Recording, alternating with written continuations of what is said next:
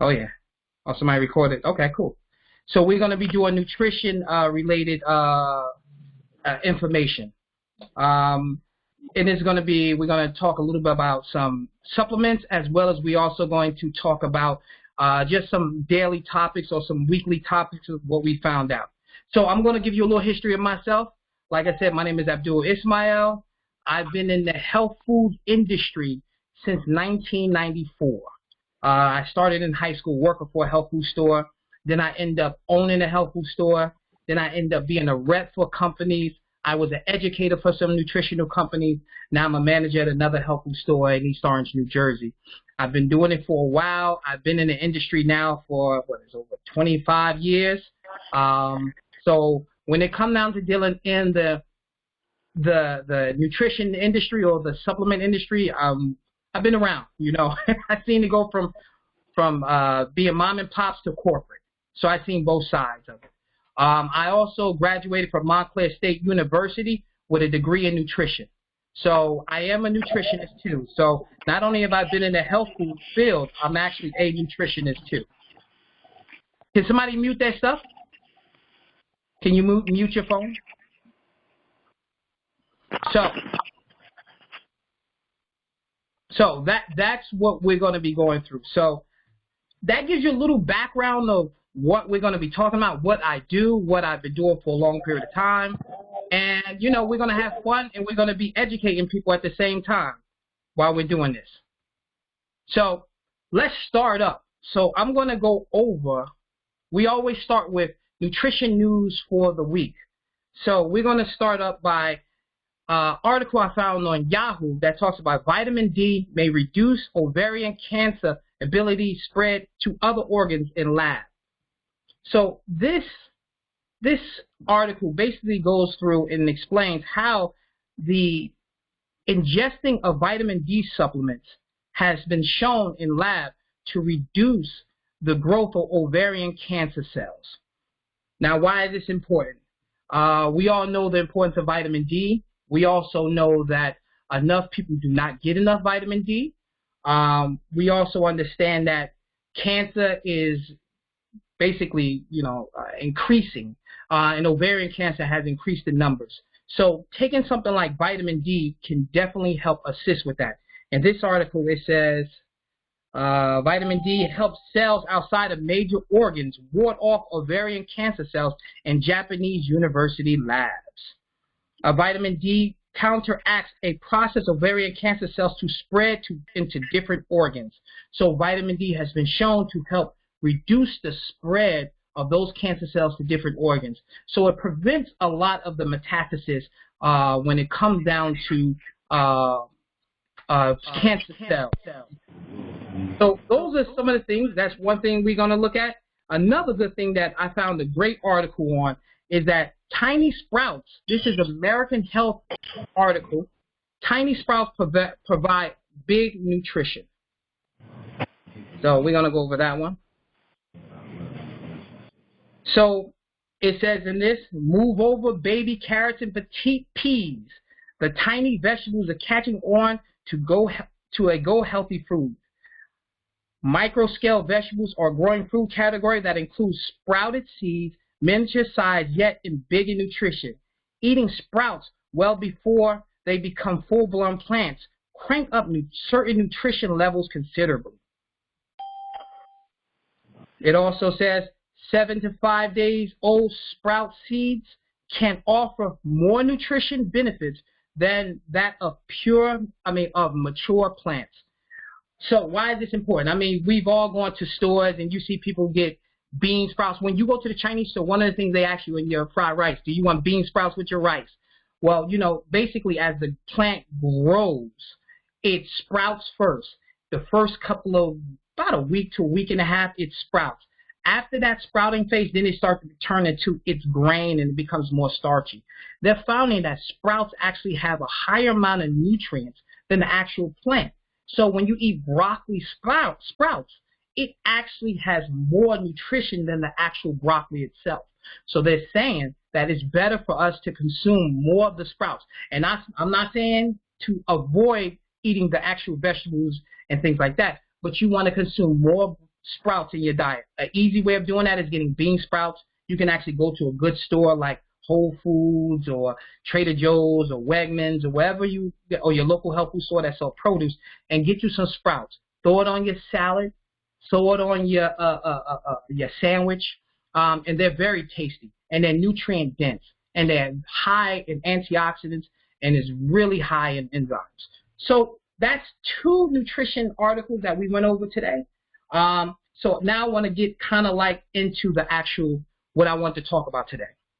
I want to talk about the importance of vitamin C and the difference in vitamin C, the differences in vitamin C.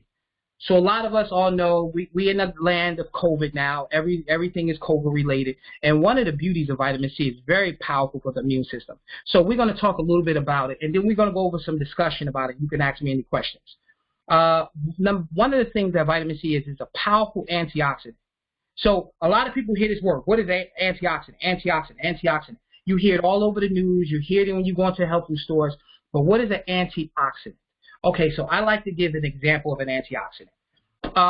Just think of a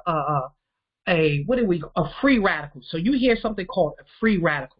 So a free radical is basically an electron or an atom or a molecule that's going around and it's missing a part. It's missing a part. So think of your hand as a free radical, but it's missing a finger. Okay, so you see me, I got 4 fingers up. It's missing a finger. It wants to be whole. So it goes around to healthy things and pulls away a finger to make it healthy. So it goes away to your other hand, and you have 5 fingers, and it pulls away that finger to make itself healthy. Now it has just damaged a part of that body. So you just imagine you have all these 4-finger hands running around in your body, and you have all these 5-finger hands being healthy, and those 4-finger hands are pulling a finger from that other hand, to make it healthy. So is these molecules or these atoms or these electrons that's going around, and they're pulling from healthy atoms and things like that, damaging them. And this is called free radical damage. So when we eat a lot of foods that causes inflammation and things like that, it creates all these free radicals. And these free radicals say, I want to be whole. I want to be whole. Give me your piece, and I'm going to hold on to that to make me whole. In the process, I damage that healthy cell. So what vitamin C is an antioxidant. Vitamin C said, hey, come here. I have 6 fingers. Okay, I have 6, and I have 7 fingers. You can take one of mine, and you'll be whole, and I'm still not damaged because I have 2 extra ones for you to take. So that's what vitamin C does. It's a powerful antioxidant. So it satisfies these free radicals. Okay, and this is very important because free radicals, if you're going around pulling off healthy parts from places, you start to create a lot of damage, and you create a lot of chronic disease. A lot of diseases that can be caused by free radical damages like cancer. You take too much free radicals damage too many cells, it starts to mutate the cell. The cell's like, well, shit, I don't have fingers. Now you're taking my toes too. Maybe I need to change. Maybe I need to go from being healthy to now I need to become the Hulk, and I become a cancerous cell, So the free radicals start to damage healthy parts. It can damage the beta cells of the pancreas. It can increase the chances of you becoming diabetic.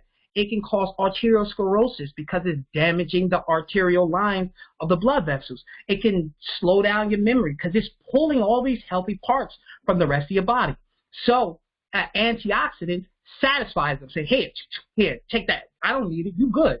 So vitamin C has these antioxidant abilities. It satisfies those free radicals, protecting your cells. They also find that vitamin C helps manages blood pressure. So why is this important? A lot of people say, well, how does that manage blood pressure? How does that make sense? Well, it satisfies free radicals, right? Okay, so it's protecting your blood vessels. Also, vitamin C makes your blood vessels much more flexible. So it reduces pressure off the arteries. So from that, you help keep blood pressure more under control. Most people don't know vitamin C is very important for blood pressure. And you always remember, the vitamin C rich foods have a positive effect on maintaining blood pressure. You think of all the positive foods, all the vitamin C rich foods, they directly keep blood pressure more under control. They boost the immune system. That's the third thing. Vitamin C is one of the best things for boosting the immune system. Now, I know it's so simple. People, vitamin C, you know, for colds and all that. But vitamin C has been shown to increase lymphocytes and phagocytes. Now, those are two classifications of white blood cells. And vitamin C is one of the best for getting your body, like, the energy to actually fight. It builds these white blood cells up so you have your army to go and fight the cold, the flu, the COVID, the infection. So vitamin C is really, really good for boosting the immune system. Most people don't know this, but vitamin C is extremely good for your skin. Ladies and gentlemen, if you want to keep your skin looking right, eat vitamin C rich food, take vitamin C. Vitamin C creates collagen in the body. Now, I know we heard of years ago when the pirates at sea and they say, oh, you got scurvy, you know, and things like that. And they called them limeys and things like that. Well, limeys, it come from when you out at sea for months at a time and you didn't have enough vitamin C rich foods. You know, what they found that people develop scurvy. Scurvy is a deficiency of vitamin C. And what is scurvy? Scurvy is literally a breaking down of collagen. So you can imagine you on a ship and your skin is literally breaking down. Your blood vessels are breaking down. Blood is coming through your face and all them other things. And your gums are bleeding and all these other things. That is scurvy. So vitamin C is really good for your skin because it helps the body produce collagen. And with the ships, with the people on the ships found that if you bring limes on the ship and people suck on limes, it prevents scurvy because limes are rich in vitamin C. So vitamin C is one of the best for dealing with skin issues and is really good for your skin. If you're anemic, vitamin C helps your body absorb iron. Okay? So when you are eating iron-rich foods, if you like to eat red meat, if you like to eat your spinach and your green vegetables, vitamin C helps your body to absorb iron. So anyone who's anemic, make sure you take your iron, especially a good iron, not the that cheap iron, but a good iron you take with vitamin C. Okay, we was online the other day. I know I heard somebody talking. I think it was on Thursday. They were talking about eyes. It was a doctor on here. I think at 8 o'clock. There's a doctor that comes in and he talks about eye health. He's an ophthalmologist. Well, vitamin C protects your eyes. Vitamin C prevents the growth of cataracts. You have larger. They found that people who have high vitamin C serum helps protect their eyes against cataract formation. Okay, and remember, cataract comes from what? Free radical damage. And what is vitamin C? An antioxidant. And how do we explain antioxidant? It satisfies the free radicals. It makes them whole. So we went through that. So vitamin C is very, very, very protective of your eyes. Okay. Then another good thing that we hear of, vitamin C is excellent for brain health. Vitamin C is needed for an enzymatic reaction for the production of neurotransmitters like norepinephrine and dopamine. So to help you feel better, to help you feel calm and all them other things, and also to help the body like fight or flight too. Vitamin C is needed for that in its production. So I went over 7 things that vitamin C is good for. Now there's much more, but I'm trying to keep it simple for us to understand some of the things that vitamin C is good for. So, and then we're going to go over some things like the important foods of them. And then we're going to go over some questions and things like that because this is an hour show. So does anybody have any questions at this present time? Let me know. You can unmute yourself if you don't. Okay, so we can keep going. We can keep going. If nobody has any questions, you can unmute yourself if you have any questions.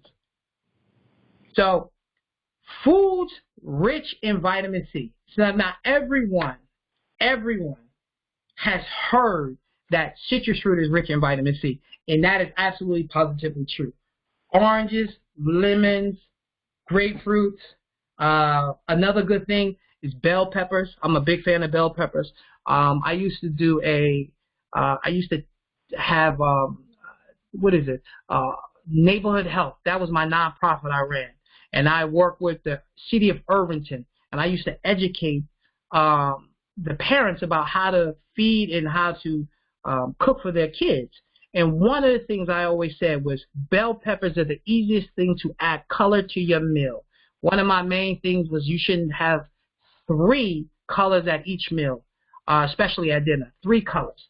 And one of the easiest ways to do that was to add bell peppers. So when you have your greens, you definitely add a green pepper or yellow pepper or orange pepper and things like that. And you've already now got 2 colors in your food. So now if you want your chicken or your fish and all that, now you're at your 3rd color. So that was bell peppers, really rich in vitamin C. Broccoli, I know, is actually more vitamin C in broccoli than it is in oranges. Kiwis, really high in vitamin C.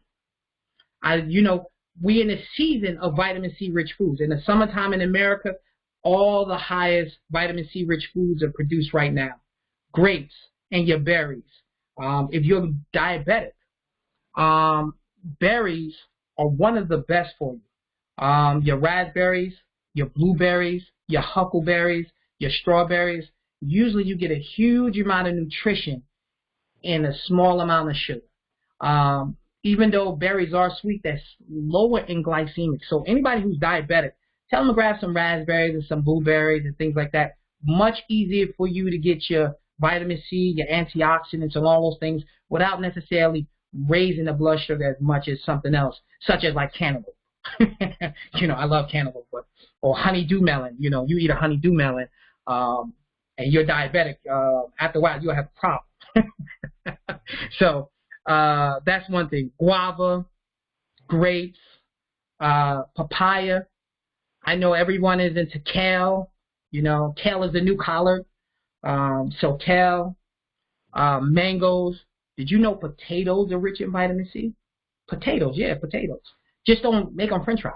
Do something else with it. You bake it as rich. You can actually juice a potato. That's funny. And much more. And then you have like superfoods that's rich in vitamin C. So you go into health food stores, you hear this terminology called a superfood. And people ask me, what the heck is a superfood? What do you mean by a superfood? A superfood is really just a marketing term. Okay, let's keep it 100, people. We know superfoods are marketing terms. I've been in the industry, in the health food industry, since 1994. Okay, when did guava become a superfood? It wasn't. It was just fruit.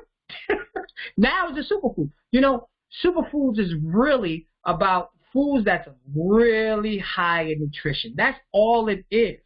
That's all it is. It's food that's higher in nutrition than your average food, if you want to say that. So you think of a superfood that's rich in vitamin C. It's an African fruit called baobab. It's you ever seen what is that? It's an old jazz cover. Is it Bitches Brew? No. Witches Brew? I can't remember. It's an old jazz cover.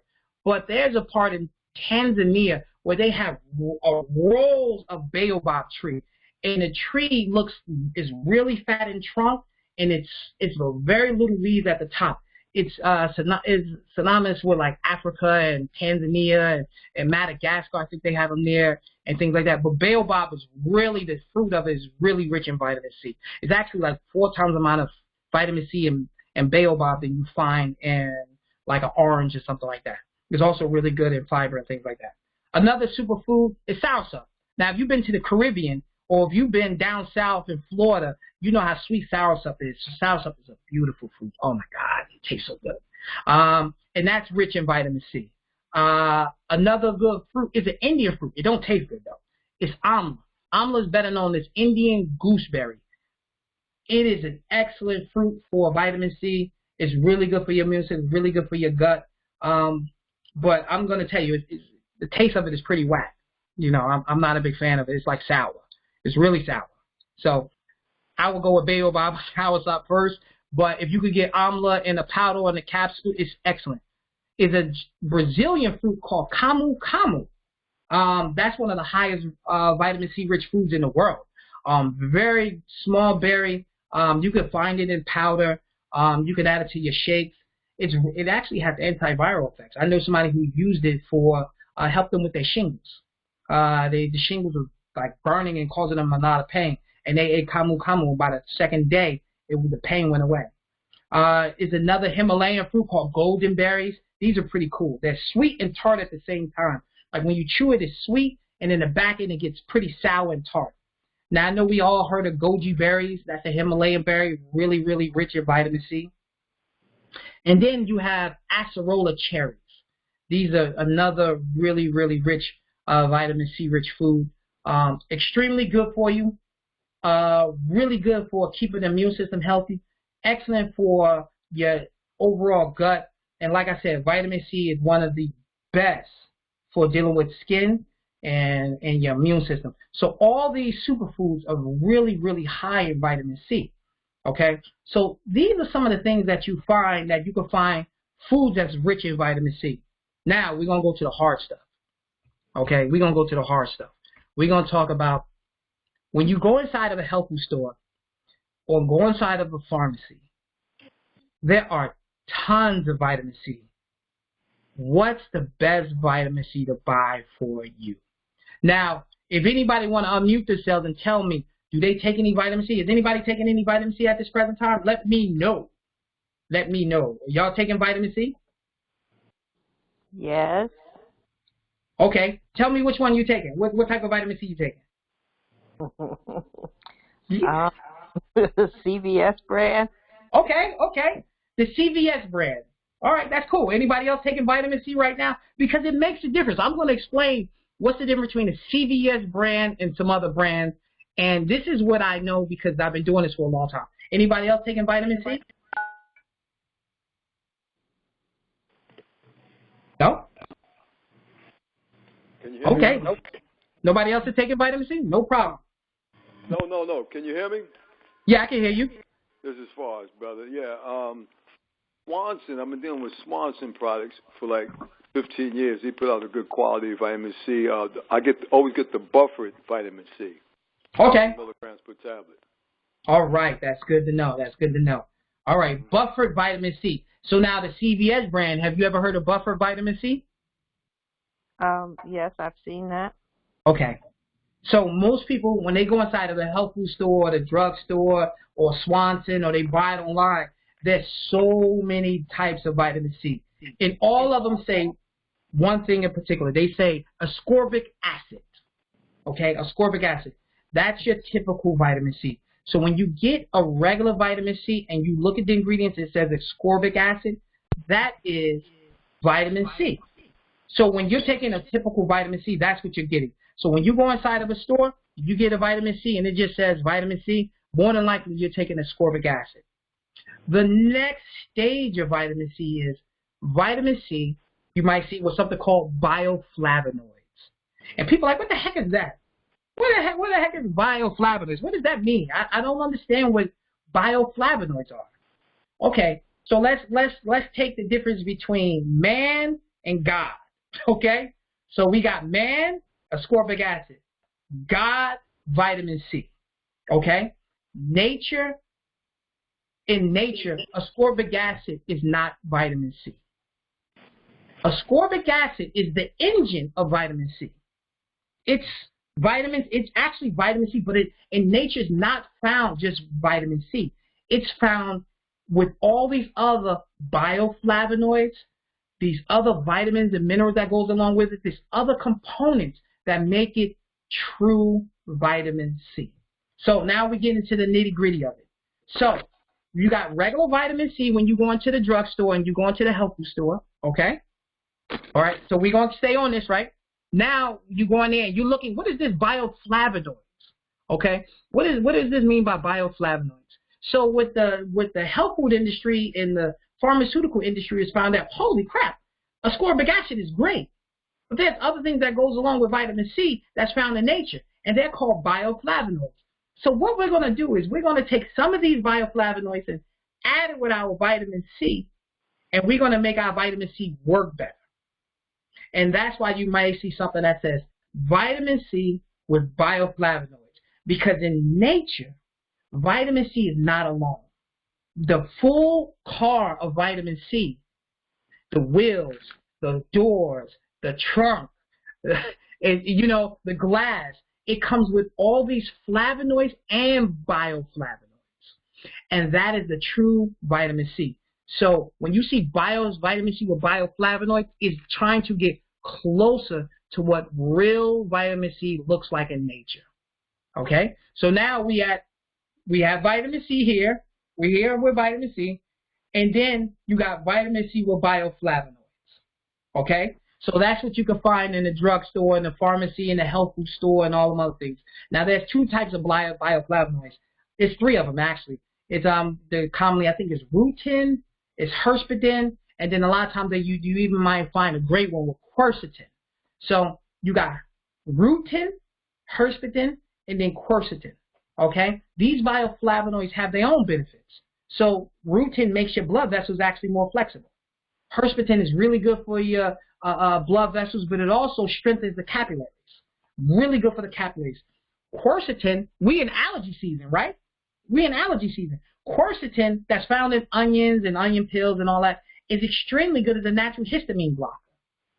You know? And it also is like an antioxidant as well as it boosts the immune system, right? So these are all the things that a lot of times vitamin C is found with. Definitely herspedin and rutin. Plus, there's more flavonoids that comes along with vitamin C in nature that the tablet wants to be like. So the tablet is trying to grow up to be like nature. So that's the second type of vitamin C you find in the store. Now, Brother Forrest said he takes buffer. Okay, now people say, what the heck is buffer? What does that mean? Well, remember, vitamin C is ascorbic acid. It's ascorbic acid. So it's an acid. Now, what happens if you take an acid sometimes, it can hurt your stomach. You know, some people, vitamin C actually bothers them. The tablets bother them. So how do you deal with an acid? You buffer it. And how do you buffer it? You give an alkalining agent. And what's a great alkalining agent to add to vitamin C? You add calcium. So a lot of times what they do is they take a vitamin C and they buffer it by adding maybe 100 milligrams of calcium. The buffering, reduces the acid in the vitamin C. Make it much more tolerable for people who can't deal with regular ascorbic acid by itself. That's what buffering means. So you can either buffer it with calcium. Sometimes you see magnesium ascorbate. Sometimes you see sodium ascorbate. These are all the things that buffer the vitamin C.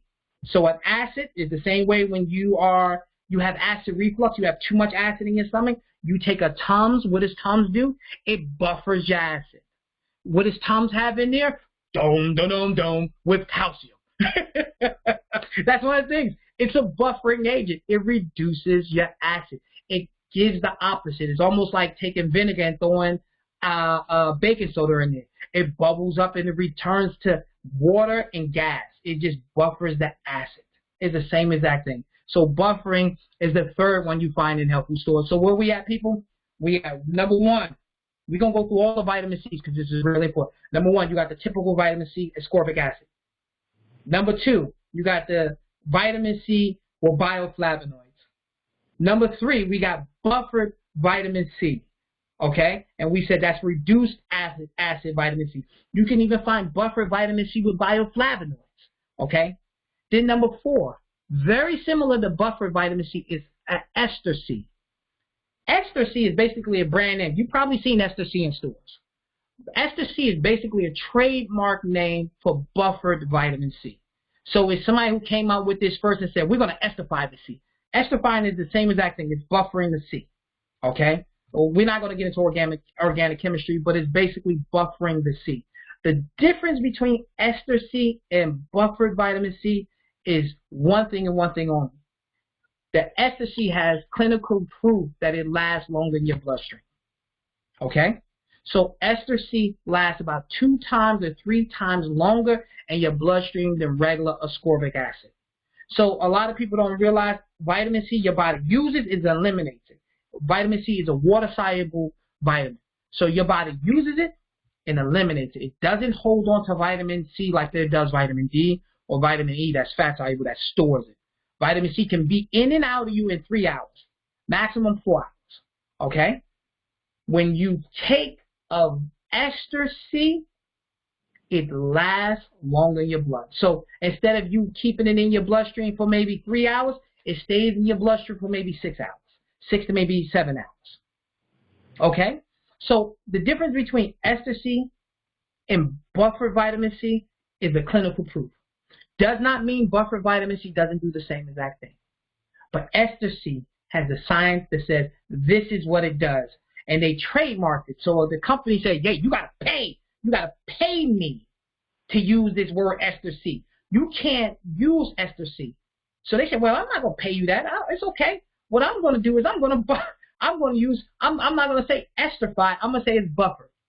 It's almost like what do you call that? What do you call that when you get medicine that's not off brand? It's like when you buy Tylenol versus acetaminophen. What do you call it? Generic. Yes. Thank you. So it's like a generic. Buffered vitamin C is almost like a generic brand of vitamin C. I mean, Esther C. It's not a bad thing, but Esther C has the clinical proof behind it to say, hey, this is what happens when you take Esther C. Okay? Now I'm going to take y'all to the next level of vitamin C's. Okay? So we have 4. What we have, people? We have vitamin C, regular plain ascorbic acid. We have vitamin C with bioflavonoids, ascorbic acid with usually 2 flavonoids, hesperidin and rutin. Okay? Number 3, we have buffered vitamin C. That is a vitamin C that's reduced acid. Okay? And it's better for your stomach and it lasts a little longer in the blood. Number 4, we have Esther C. Esther C is a trademark buffered C, and it's clinical proof that it lasts longer in your bloodstream. It does not bother your stomach. That's a beautiful thing about Esther C. Okay? Number 5, we're taking it up a notch. Okay? We're taking it up a notch to the next level of vitamin C. Most people never heard of this. We're going liposomal. Liposomal vitamin C. Okay? What the heck is a liposomal? Like, what does that mean? Liposomal vitamin C. Liposomal vitamin C, what did we say in the beginning? Vitamin C is what? A water-soluble vitamin, right? Water-soluble. What's the importance of water-soluble? It goes in and goes out of you. It's a beautiful thing. But the limitations of a water-soluble vitamin, it goes in and goes out of you. Okay? Now think of a vitamin C that can stay in, it's fat absorbed. A vitamin C that can be in your bloodstream for 10 to 12 hours. Much longer. Your body holds on to it. You don't get ascorbic acid diarrhea. If you ever use large amounts of vitamin C, it gives you the run. So let's say your body can tolerate up to 4,000 to 5,000 milligrams, maybe about 4,000 milligrams at a time. Once you get to like 5,000 milligrams, remember it's water soluble. So it's going to flush water to the colon too, almost like milk or magnesium. So you're getting a huge amount of vitamin C at one time, it's going to give you diarrhea. It actually gives you the run. Some people use it. It's called the ascorbic acid flush. And it will flush your system, but it will also make you go to the bathroom. Okay? Liposomal vitamin C does not do that. Liposomal vitamin C is a fat-soluble vitamin C. It lasts much longer in the bloodstream. It can go in areas that your typical vitamin C sometimes cannot go into, and it stays longer. So what does that mean? So now instead of your vitamin C fighting and boosting your immune system for 2 hours, 3 hours, 4 hours, that ascorbic acid that you had, that Esther 5C that goes 6 hours, the liposomal may stay for 12 hours. Now, when you do large amounts of liposomal, that means you could do large amounts of liposomal and your body is fighting for a lot longer. Your body is fighting heavy for a long time. So let's say if you have a virus and the virus is getting its butt kicked by the vitamin C and it's being flushed out, you got to take another shot of it to get that same effect. Well, liposomal is like, all right, we're going to keep jabbing you. We're going to keep jabbing you. We're going to keep jabbing you. And then you think it's over, and we keep jabbing you. We got 12 hours of jabbing you. You know, you got that bacteria in your blood. We got 12 hours of jabbing you and hitting you with these body shots. You know, so liposomal vitamin C is the pinnacle of what they call in the health food industry vitamin C. It's the pinnacle of the vitamin C's we have because number one, it costs is almost 3 times the amount of money. It's 3 times the amount of money. But what it does and how long it stays in the bloodstream. And we went over all the benefits of vitamin C. Antioxidant, skin health, blood pressure. What else we say? Iron absorption. All these things like that. Immune system. All those things. Now you just amplified that with liposomal vitamin C. When we had people coming to the store dealing with COVID, one of the main things we gave them was liposomal vitamin C, because of the simple fact that it lasts so much longer. So your body is fighting and fighting with this vitamin C much longer. It's almost like your immune system have these grenades, these extra grenades that keep throwing, because it's there with it much longer. So liposomal vitamin C, that's the pinnacle of the health food store vitamin C. And then, so we are 5, okay? And then the last and final vitamin C. Now, you see how sometimes people can be confused when you go inside a health food store. You're like, what is all of this? So we already had ascorbic acid. That's the regular vitamin C. We have vitamin C with bioflavonoids. Okay? That's with herceptin and rutin. That's better than your regular vitamin C. Then we have buffered vitamin C. That's non-acidic or reduced acid vitamin C. We have Esther C. Okay? That is the trademark brand of a buffer vitamin C that's been shown to last longer in your blood. Now we have liposomal vitamin C, and that is a fat-soluble form of vitamin C. And now we take it to the last vitamin C, and that's the one God made. Okay? You have true vitamin C. It's called real food vitamin C. Okay? Real food vitamin C you'll find this in health food stores right now. It's real food vitamin C. These vitamin C brands said, okay, we tried everything to get as close to being what God made for vitamin C, okay? So since we can't do it in the lab, why don't we just find the food and put it in a pill, okay? So you have companies like, I think it's like Garden of Life, they have one. I think they use 100% acerola berries. You have, I think, Vibrant Health, they have another one. It's called Super C. They use acerola, they use camu, they use grapeseed extract. They use a couple of foods in there and all these things like that. And it gives you the real, unadulterated vitamin C. Now, you ask, why would I do that versus doing a tablet? Or why would I do the tablets versus doing the real vitamin C? 2 reasons why you can separate the two. And I'm going to make it easy on you. Real vitamin C is incredible. Nothing beats it. Nothing beats it. No tablet that we can give you can beat it outside of the real vitamin C tablets, right? But there are some instances in which regular ascorbic acid jumpstarts the immune system much faster. It's like, because you're getting real vitamin C tablets, a lot of times it takes you maybe 3 or 4 or 5 pills to get 500 milligrams of vitamin C, because it's real vitamin C and you're using the real food to get the vitamin C. When it comes down to, I need a bang, right now I just need a bang. I need to hit this real hard. Ascorbic acid does the job. I need 1,000 milligrams every 2 hours or 3 hours to hit this cold really hard, and it works. Where you may get similar results, but it takes longer to get that vitamin C flush that you get from real vitamin C, because remember, you're getting it from food sources. So it takes longer, and the dosage is much smaller. The Super C from, I think, Vibrance is, you take 2 capsules, you get 252 milligrams. I think the one from Nature's Way, I think, is like 4 capsules equal 500 milligrams. Well, in a regular ecstasy, I could get 1,000 milligrams in 1 pill.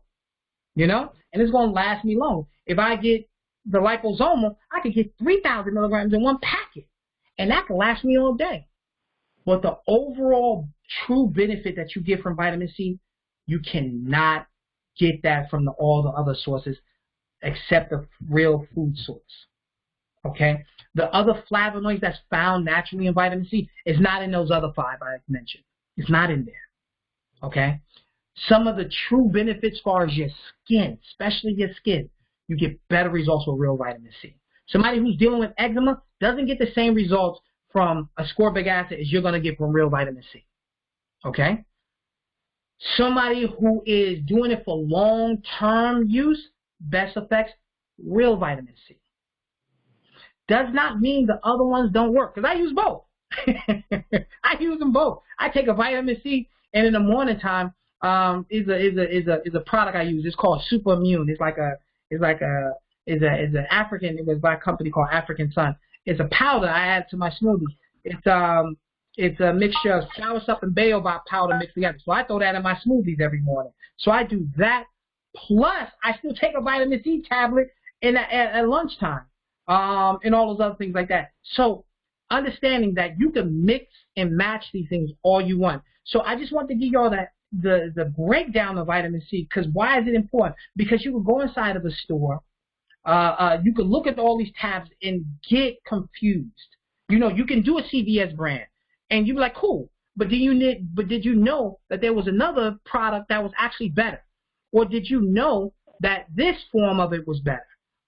Did you know that it was a such thing called liposomal, that it was actually a fat-soluble form of vitamin C?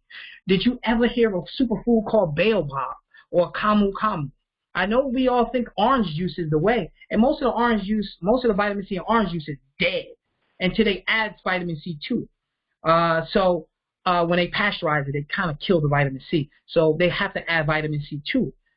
So a lot of times we look at those things and we say, okay, we're getting vitamin C rich foods, but you're better off just actually eating the fruit themselves. Do we know that vitamin C keeps our blood pressure? You know how a lot of people, have blood pressure issues, and vitamin C helps with blood pressure, but it doesn't. I don't want you to sit here and think if I take 2,000 milligrams, my blood pressure won't come down. It don't work like that. It helps, but it's not the best thing. Magnesium, potassium, all those things are a little better. But those are some of the things I want to go over today, and explaining how vitamin C really affects us, how it works, the different forms of it, and all those things like that. Now, I'm going to open up the line to questioning, and I'm willing to answer your questions if you knew anything about vitamin C, if you take vitamin C, some of the benefits you've gotten from vitamin C, and anything else right now, because we got a little couple of minutes. So I'm open. This is my Q&A section. So shoot at me. Anybody got anything? My brother, Abdul, Assalamu alaikum. Wa alaikum salam. Brother, I'm going to just mention this to everybody. This brother is a walking book, man. Thank you, Brother Rashad. I let everybody know, if you go to Olive May and there's something you need for a certain ailment, he knows what to get. He'll get it for you and tell you this is what you need right here. This brother's been doing this for years. As a real young man, he knows what he's talking about. So, Abdul. Yes. I came in like 9:15. No problem. Certain berries that you can get and certain fruits you were talking about that had the vitamin C. Did you mention any melons or I did. Anything? I did. I mentioned bell peppers, broccoli, kale, collard greens, potatoes, cantaloupe, honeydews, mangoes. All those things are really rich in vitamin. But listen, we're going into the season of watermelon. I love watermelon. So watermelon rich in vitamin C.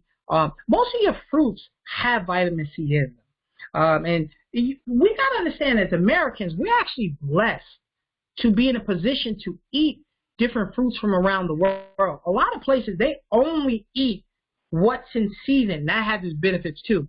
But they don't have an opportunity to get different fruits from around the world. Even certain parts of America don't get the opportunity to have the amount of variety we had. I tried the fruit called rambutan. Even saying I love the name rambutan. It's sweet and it's rich in vitamin C. I think it comes from like Malaysia or something like that. And then dragon fruit. I'm not impressed. I don't know if anybody had dragon fruit. It's a beautiful fruit. It looks crazy. I'm really not impressed with the taste. I said, you can have this one. Y'all can keep that in Asia. I stay with oranges and apples. So that was for me. I've had dragon fruit. As a matter of fact, first time I had dragon fruit, I bought it fresh from the store. And then I went to Costco, and they had the frozen dragon fruit. And I put that in my smoothie. It makes a great smoothie. It makes it good. Do you taste it? Do you taste it? The taste is not like really sweet. It tastes like nothing. Basically, but we know it's a very healthy fruit. I do. And so that's why I put it in my smoothie. I blend it in there. And it's great, man, especially when you buy that frozen one. It's really great. Now, did you mention any herbs that have the vitamin C. I didn't get into any herbs. I kept it simple with the foods and the superfoods because that's easily more accessible to most people. Like, so you could get herbs that's rich in vitamin C, but I tried to keep it more on a level of things that average person can use daily and it's easy for them. Brother Rashad, if you want to go on and talk about the herbs that's rich in vitamin C, I'm willing for you to give you the floor right now. Go ahead if you want to say something. I just mentioned a few, and I know you're aware of these, like alfalfa, barberry, rosehip, catnip, cayenne. Yeah. Cayenne pepper. Yeah, because it's a pepper. Yeah. Yeah, that's a pepper. Yeah. I take that cayenne pepper every day. Echinacea, even garlic has vitamin C. Yep. Ginseng, golden seal. I got a list I put down here. Hops, hawthorn berry. Hawthorn berry is an excellent herb. Yeah. Especially for circulation. I tell people they should always take that.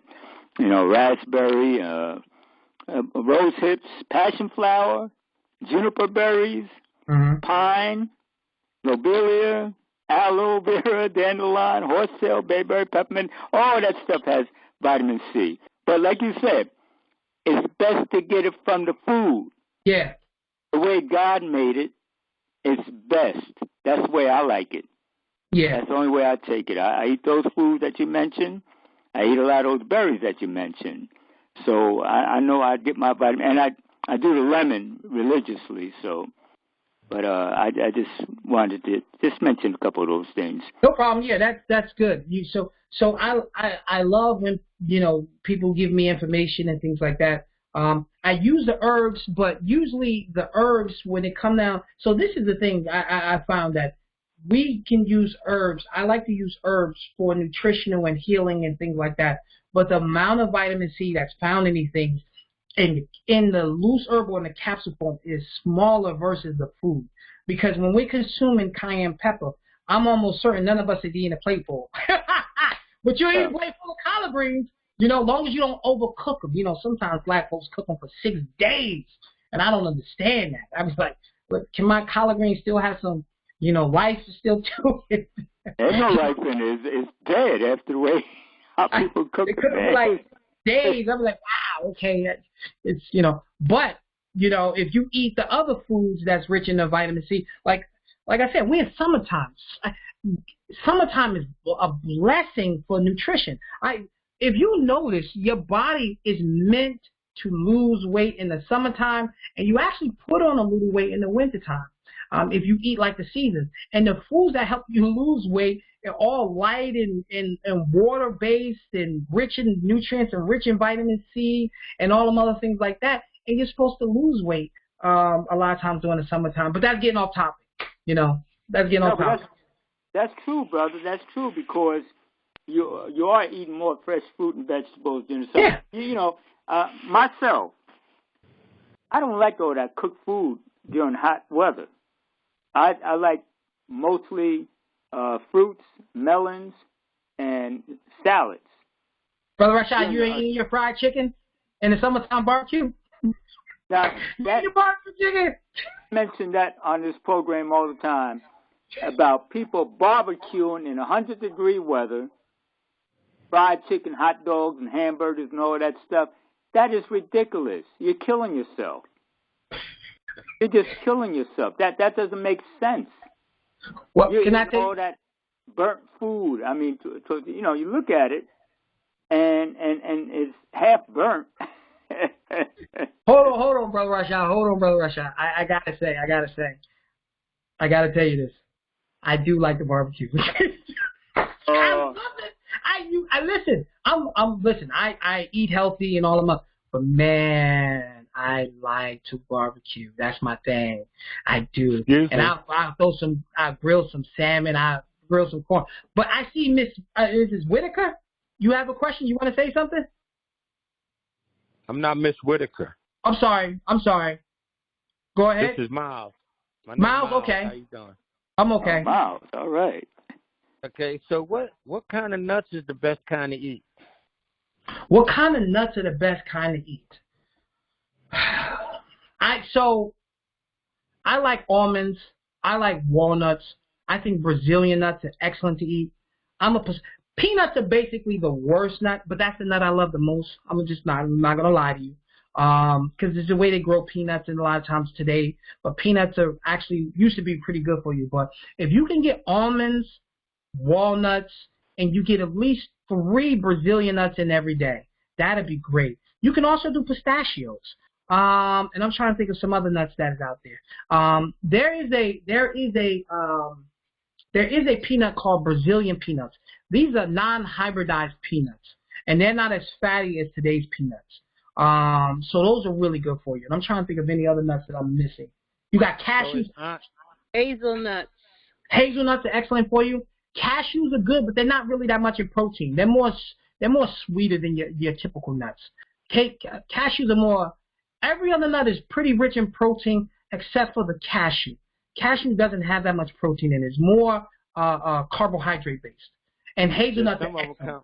Some of them come plain and some come salty. So. Yeah, and then you also got. Go ahead, I'm listening. No, I'm finished. Go ahead. I ain't finished, but I'm gonna let you finish what you're about to say. Oh, and the last thing I was gonna say is you also have macadamia nuts. Those are also really good fatty nuts too. But finish up. Finish what you was about to say. Now, is almond milk better than any other milk? Almond milk is good milk. That's preference though. That comes down to preference. I do almond. It's just kind of about the brand that you get. Some almond milks have a lot of stuff in it, and some almond milks don't. Is the cleaner the brand, the less ingredients, the better you are with your almond milk. Go ahead. I'm listening. The reason I ask because I like my Cheerios. Okay. And I just want to have the right milk to take with them because I hear people talk about all different kinds of milk. So the nut milk's a preference, because you can get nowadays macadamia milk, you could get coconut milk, you could get almond milk. I've seen walnut, I've seen pea milk, all these different types of milks that has come out. It's really come down to the least amount of ingredients that you want. That's the most important. You don't want an almond milk that has 15 and 12 ingredients. The least amount of ingredients as possible. If it's just almonds, water, and maybe one other thing like, I don't know, sugar or something like that, or no sugar. You want it to be clean as possible. But it also has to do with your taste buds. You know, I'm not a big fan of pea milk. I tried it. I can't stand it. You know, I like coconut milk, but not in cereal.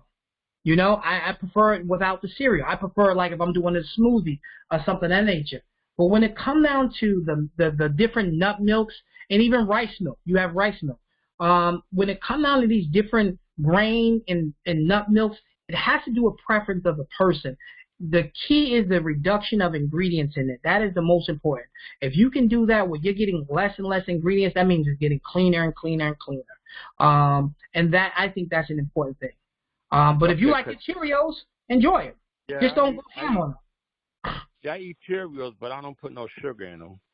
Okay. I eat them plain, you know, to acquire taste. But now, if you eating kale, how much is good to eat and how much not? Well, if you want to get a nice amount of vitamin C in there, see, kale is hard to say because you can't say a cup. I would say a cup of kale, but that's not sufficient enough. And kale, the way you cook it, it cooks down like collard greens.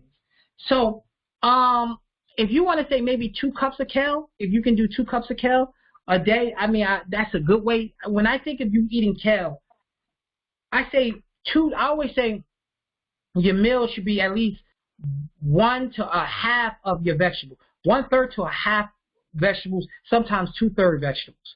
And the rest, you got your protein and your grain in there. So let's look at your plate. If you could think about your plate and you divide it into 3s or maybe half. Let's do it like that. So 1/2 of your plate is all vegetables. The other half of your plate is your starch and your protein source. So that allows you to get a significant amount of vegetables in. You're getting the fiber, you're getting the vitamin C that's coming from there, you're getting all of the nutrients that's coming from your kale, as well as you still have enough for your protein that's going to satisfy you. And if you want your grain, such as quinoa, your rice, or if you want to do amaranth or what else, couscous or other grains that you could think of, you could do it like that. Yeah, quinoa. Okay, but see, what I was about to say. Oh, now the best kind to eat is the fresh one, not the frozen stuff, right? Okay, so this is my point of view. So I'm a realist. Understand this. Fresh is always the best. Okay? Fresh is always the best. But I'm also a realist because sometimes if you work, it's hard sometimes to come home and make fresh foods every day. I say fresh is the best, frozen is next, and void canned. Okay? So fresh is the best if you can do it. Okay? And if you can make the time to do fresh kale, then do it. But you got to clean it and all, and it does take a little while. It takes maybe 15, 20 minutes to do everything. Okay? Fresh is the best. If you can't do that, get to frozen, because frozen does lock in nutrition, okay? But it's not the same as fresh, but it's good, you know? But avoid the can. So don't do canned kale if you got an opportunity to do fresh. But don't do canned. Go ahead. I don't do canned vegetables at all. That's good. So that's the way you want to look at things. Fresh, the best way of doing it. Frozen, if you can't get fresh, avoid the can. I keep it simple. Only thing I say do can, and I am guilty of this. I do canned chickpeas because I try to do fresh chickpeas and they take too long. You can be cooking them for 4 or 5 hours sometimes. Like I said, I'm a realist. Go ahead. I like the cooking like that because that's the way our mother taught us to cook. You know. That's the best way. She had my mother had 14 kids, so. Wow. And that's 7 wow. sons. Now the 7 sons, she would all as we was coming up, she would put us at the kitchen table when she making dinner, and she would show us exactly what needed to be done, and we had to watch. She said because she don't want us when we get old to start eating fast food. Well, your mother was right. And then your mother was right. Mm-hmm. Then she said, and another thing, ain't no woman with a man that can't cook. So. Okay, well, your mother was right with that too. You know. So, but that's what we used to eat. We used to eat lima beans, and I used to take black-eyed peas. We used to take. God, why do things take so long to cook them? Yeah. So today is harder. Some things are harder. You know, if you have the opportunity to, that's why. Like I tell you, like I'm real when it comes down to dealing with nutrition because I understand that everyone that is not in a position to be able to do everything fresh all the time, and I understand that. I worked in a city. I dealt with parents who had kids, so I'm not a person that will demonize you for trying to do your best. But a lot of times when you are trying and you don't have the right information, then you are behind. So my job is to give you the best information you can get to make the best choices for you and your family. That's why we did this whole thing on vitamin C. Now you understand what the difference is in vitamin C. Most people come in the store and they see 1,000 vitamin C's and they don't understand. They think everything is the same. And they say, "Oh, vitamin C is vitamin C." Well, I say is a Pinto you know, the car, the Pinto, is it a Rolls Royce? No. So not all vitamin C's are all vitamin C's. Oh, okay. Well, let me explain the difference between these vitamin C's. And you understand the difference between the one that when you get on the bus and the one that's a Rolls Royce, you know? So it's a difference. Mm-hmm. The same way when it comes down to eating food. There's a differences in foods. Not all foods are made the same. Not all ways that it's packaged are made the same. Fresh is the best.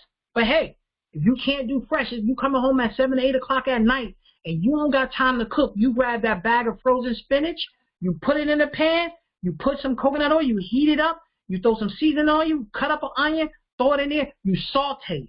Don't boil it. You saute it. You should cook it for 7, 10 minutes. When it's thawed out and everything, you have those fresh onions in there. You add fresh ground pepper, fresh salt. You're done. Now that is your vegetable, and it is not overcooked. So that's what I'm talking about. Man, you make me want to cook again. Well, don't do that if you don't have to. But I want to say this to Miles. I know you talked about the cereals. Almond milk really, the texture is more like milk if you want it for cereal. Yeah. And some of those other milks, like Brother Abdul was talking about, like that pea milk and that oat milk is like watery. Yeah, I'm not impressed. Yeah, rice milk is a little watery.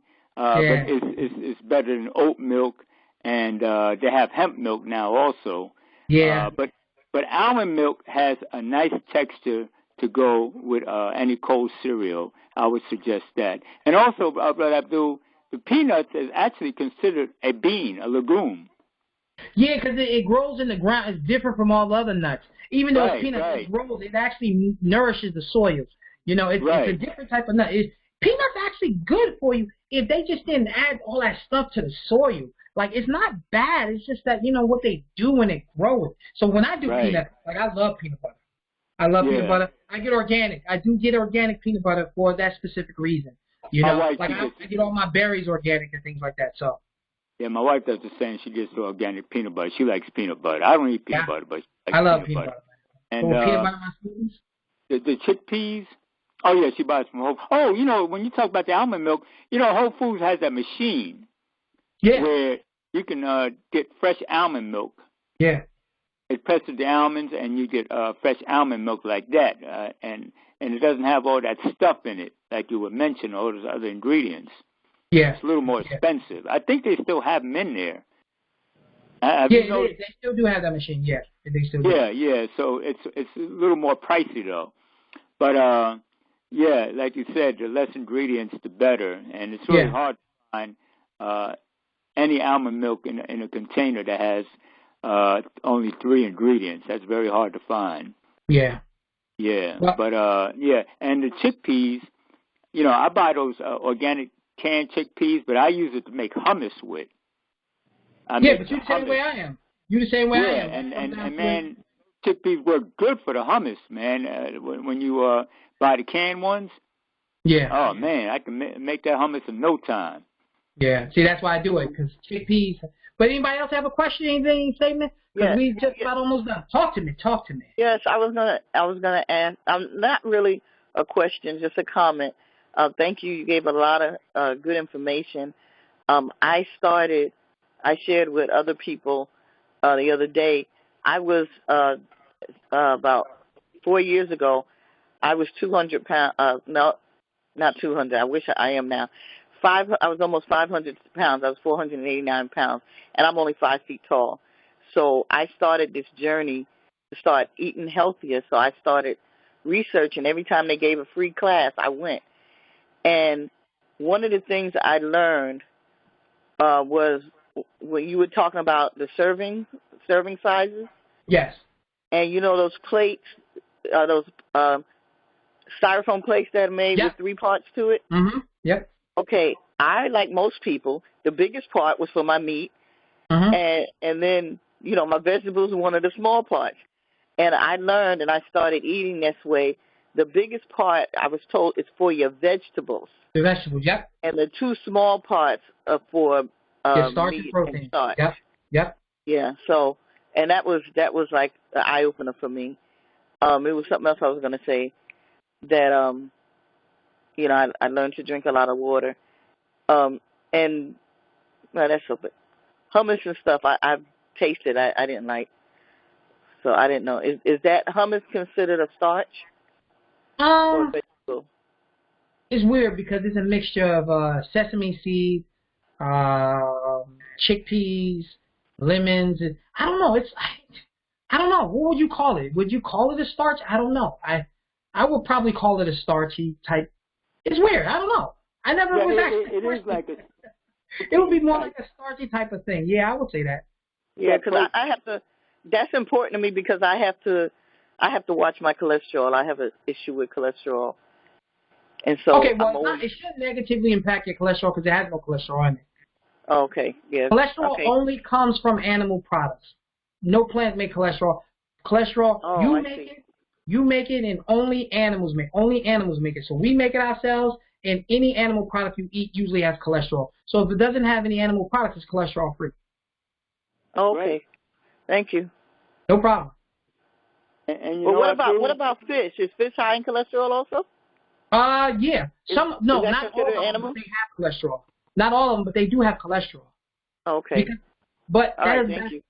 So let me say something really fast, and I didn't, we keep it on top because every week we're gonna be going over something new. And we're gonna be going over one day about keeping cholesterol down. We're gonna go over blood pressure. we're going to go over everything. So I try not to go too far. I already have a month worth of shows made up. So, but cholesterol only comes from animal products. But not all animal products, because they have cholesterol, is bad for you. Salmon has cholesterol, but it also has a high amount of omega-3 that lowers your cholesterol. You know? So it's not a bad thing. But if you really want to get your cholesterol under control, you reduce animal products to the bare minimum, and you eat a lot more plants. And your cholesterol will usually get under control, especially certain plants that's rich in fibers and things like that. And that will get your cholesterol much more under control. Yeah, so I'm working on adjusting my intake. I'm doing a good job, I think. But yeah. All right. Well, you keep doing what you're doing. I mean, you're on your nutrition journey and all of that stuff. Is hard. I always say it's hard work to be healthy, but it's more expensive to be sick. Right. You know? So if you stay healthy, you will keep your money in your pocket. It's expensive as heck to get sick. So, but I mean, if anybody else have any questions, you know, we good to go. So you tell me. It's 10 o'clock at night. The mood is right. If you have any more questions, let me know. I have a comment, Abdul. Wait, hold on, Brother Rashad. Somebody else about to say something. Hold on. Yeah. A comment also. Yes. Carolyn, and I just want to thank you, Brother Abdul. This is very enlightening, and keep up the good work. Okay, cool. Thank you. Mm-hmm. Go ahead, Brother Rashad. Yeah, I had one mention because the sister mentioned the portions of the food, and she mentioned, you know, how you're supposed to eat more vegetable and less meat. In the Mediterranean diet, if you go to any Mediterranean country, and I know you're aware of this, they give you get, when they serve you, you get more grains, more vegetables, and just a little bit of meat. Yeah. They don't, over here in America, it's the opposite way. A big portion of meat, very little vegetable, and a starch. Right. That's the American diet. But the Mediterranean diet is a much better diet because they know you're not supposed to eat a whole lot of meat, and they keep it to a minimum. Anybody go over to a Mediterranean country, you'll see how they eat. It's much better and much healthier than the SAD diet, the standard American diet. So, you know, I just wanted to mention, because the sister mentioned about portions, and if she can eat more like a Mediterranean diet, she'll be in excellent shape. And she spoke yesterday, because when I was on, she did mention almost 100 pounds, and you said you're down to 150 now, right? No, 180. 180. Okay, I thought you said 150 yesterday. I keep saying 500, but actually I topped off at 489. That's close. It's close. So. Yeah, no, but you did good, right? Abdul, she did great. Yes, she did good. I heard her yesterday on your show. Yeah, she did great. Yeah. So listen, I guess tonight was the first night of many, God willing. And then I guess I will see y'all back here next week. Same time, same place, a different topic. I think that's it. Thank y'all for coming to the Health Man Show. I appreciate y'all coming on out, listening to me. We're gonna be going over something new next week. The vitamin C was a good topic. I hope y'all can go to the store and you see the different vitamin C's, and you can say, Abdul told me this is the better one. This is a good one right here, and that's what we want. All right. All right. Thank you. All right. You're welcome. Y'all have a good night now. All right. All right, Abdul. All right. Take care. All right. Bye bye. Okay.